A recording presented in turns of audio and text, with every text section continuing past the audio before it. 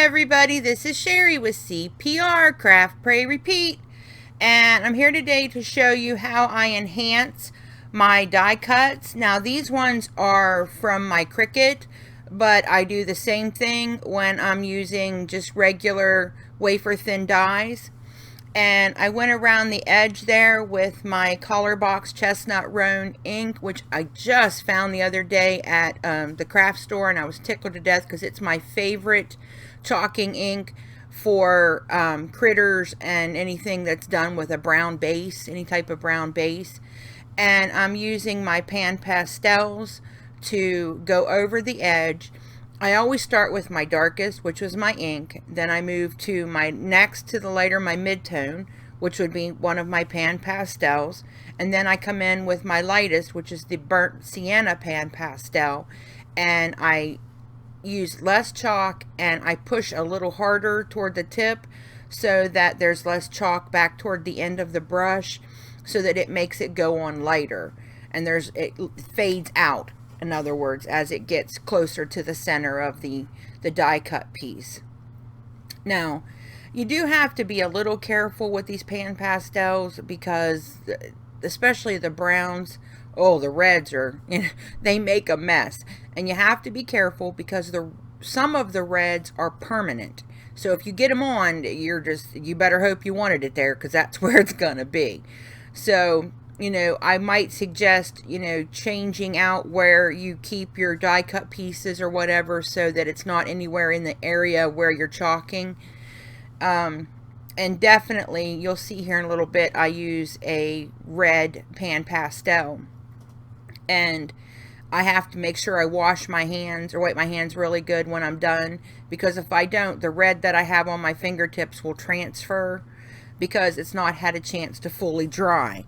Once they're dried, they're fine. They're not going to smear or anything like that, but you have to give them a chance to dry. And here I am just putting my eyes on where I'm going to use my black Pan Pastel. And I have a 3mm pom-pom ball on the end of this chalking tool, which I actually made out of a, for lack of a better word, a roach clip. I don't know what crafting tool it's called, but they sell them in the store, in the craft store. And I used the wooden handle from a foam brush that I was going to throw away, and I pulled the foam piece out and it just worked perfect. So if you don't have one, that's how I made mine. And I'm just gluing my eyes together here with my art glitter glue that I absolutely love, going around the edge of my nose piece here just like I did the rest of the gingerbread. And there's the cat. The cat's decided to talk in the middle of the video. Wonderful. I am looking for, and I don't know if somebody can help me, and I'm hoping somebody can, because the smallest pom-pom ball I could find was a 3mm.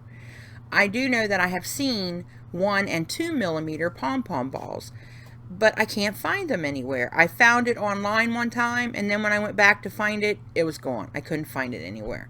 So I'm using a 3mm, which works fine for these bigger die cuts, but when you're using small pieces from from a wafer thin die, it's a little trickier to do.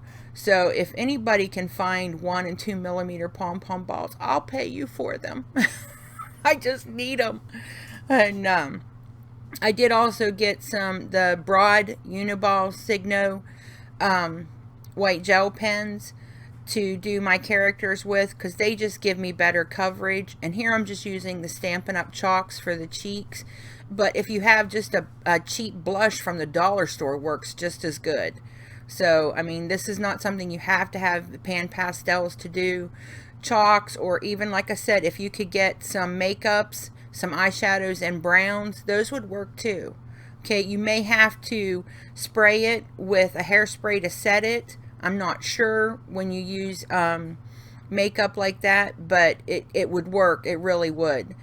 And then I also put on here that this was a 0.05, I think, micron pen, and which I bought 3 not knowing which size I needed, and ended up the other ones are too big.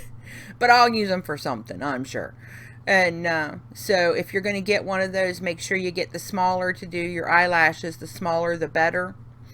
And I'm just inking up my little bow here with my Candied Apple Distress ink. And then this is the Red Iron Oxide Pan Pastel. And I mean, this stuff, when it goes on, it's on. Now I was able to flip it over and just kind of buff out a little bit of it, but it's pretty permanent, and it will definitely get everywhere else if it hasn't had a chance to dry. So be real careful with that if you decide to use these pan pastels. And I'm just gluing my little bow here. And once I'm done with my red pieces, I'm going to move the napkin so that I don't get red anywhere else. Gluing down my pieces. This is just super easy to do, and it's just a little bag topper.